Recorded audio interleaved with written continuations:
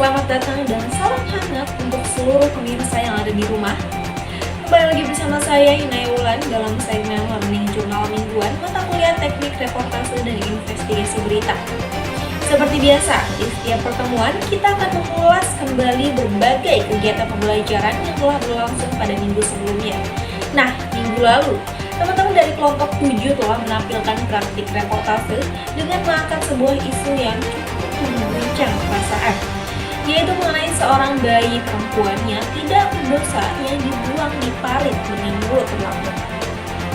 Penampilan dari kelompok 7 benar-benar luar biasa sekali, mulai dari news anchor yang tampil dengan pengulangan tegas dan berwibawa, reporter lapangan yang tampil meyakinkan dengan gaya komunikasi yang informatif, hingga narasumber dan kameramen yang bekerja dengan sangat kompak.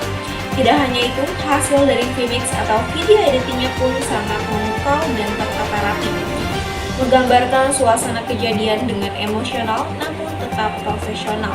Sayangnya, proses pengelolaan VMix tersebut memakan waktu yang cukup lama, sehingga sedikit mengulur waktu saat presentasi berlangsung. Namun, dibalik itu semua, hasil akhir yang mereka tampilkan tetap sangat memuaskan dan patut diapresiasi. Dan setelah penampilan yang menegangkan sekaligus mengesankan dari kelompok 7 tersebut, barulah kelompok 6 yang melanjutkan sesi dengan menyampaikan materi pembelajaran minggu lalu, yaitu mengenai tahapan produksi jurnalisme investigasi. Kelompok 6 membuka penjelasannya mulai dari segmen pengertian dan karakteristik jurnalisme investigasi. Kelompok 6 menjelaskan bahwa jurnalisme investigasi merupakan salah satu bentuk jurnalisme yang berfokus pada pencarian dan pengungkapan informasi tersembunyi yang memiliki nilai penting bagi publik. Berbeda dengan jurnalisme umum yang menyampaikan peristiwa apa adanya, jurnalisme investigasi menggali lebih dalam, menelusuri, membandingkan, bahkan memverifikasi kebenaran di balik fakta yang tampak di permukaan. Jurnalisme ini menuntut jurnalis untuk memiliki 3 hal penting, yaitu ketelitian, keberanian, dan kejujuran moral.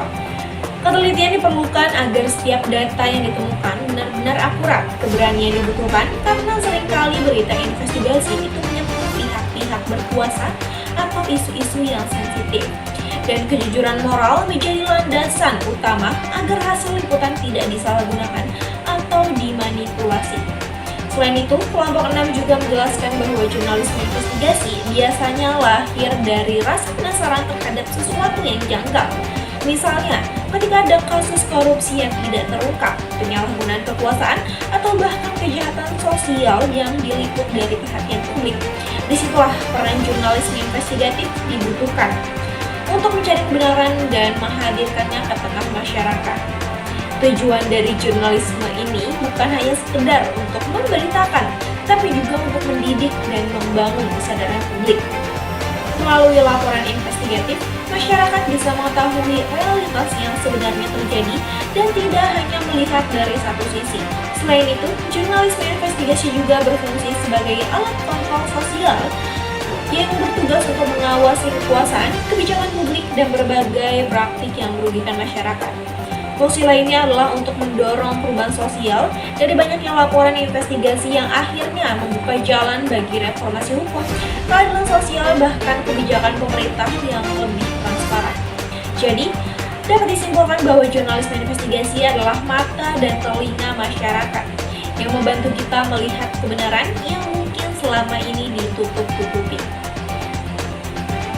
Selanjutnya, kelompok 6 juga menjelaskan bahwa dalam praktiknya, jurnalisme investigasi memiliki beberapa bentuk penulisan. Yang pertama ada reportase investigasi observasional, yaitu laporan yang diperoleh dari pengamatan langsung di lapangan. Lalu ada reportase interpretatif yang tidak hanya menyajikan fakta, tetapi juga memberikan analisis dan makna di balik fakta tersebut. Kemudian, ada juga reportasi reinterpretatif, yaitu laporan yang meninjau ulang kasus lama dengan data baru. Selain itu, ada juga laporan penyelidikan yang menuntut kerja riset mendalam serta kolaborasi dengan berbagai sumber.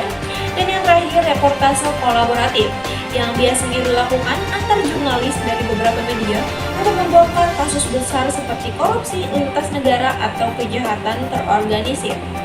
Semua jenis ini menunjukkan bahwa jurnalisme investigasi tidak bisa dilakukan secara instan, melainkan butuh waktu yang lama, kesabaran, serta proses kerja tim yang solid agar hasilnya bisa dipertanggungjawabkan. Nah, di bagian ini, kelompok 6 memaparkan inti dari materi, yaitu tahapan dalam memproduksi berita investigasi. Tahap pertama adalah perencanaan topik. Di sini, jurnalis menentukan isu apa yang ingin diangkat dan memastikan bahwa isu tersebut penting bagi publik dan layak untuk diselidiki. Tahapan yang kedua adalah riset dan pengumpulan data.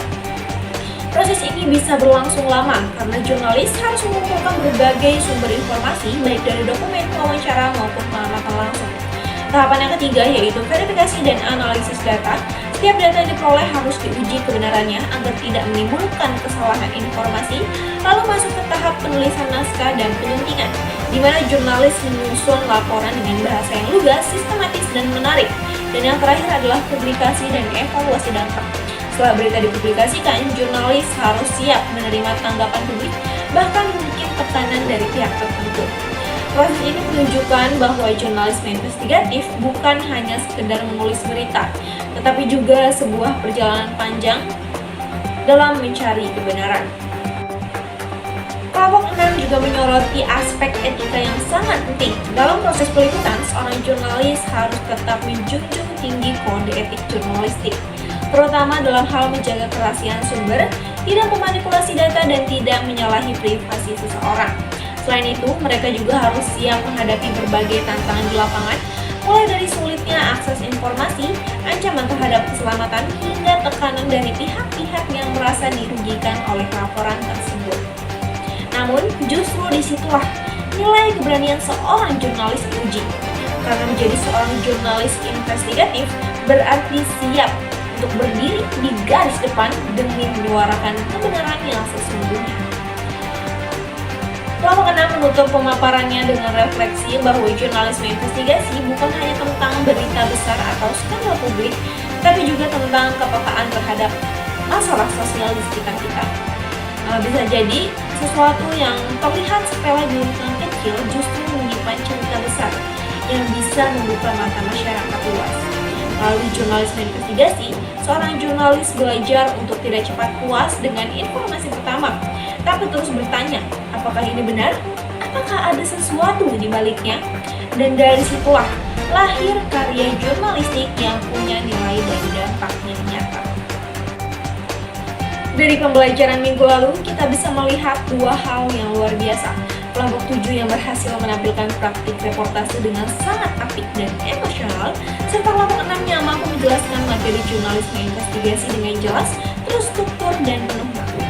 Dari kedua sesi itu, kita belajar bahwa menjadi seorang jurnalis bukan hanya soal berbicara di depan kamera, tapi juga soal keberanian, empati, dan komitmen terhadap kebenaran. Saya Inaya Wulan, pamit undur diri dari Ruang Learning Journal hari ini. Terima kasih sudah menyimak sampai akhir. Semoga pembahasan kali ini bisa menambah wawasan dan semangat kita dalam memahami dunia jurnalistik yang sesungguhnya.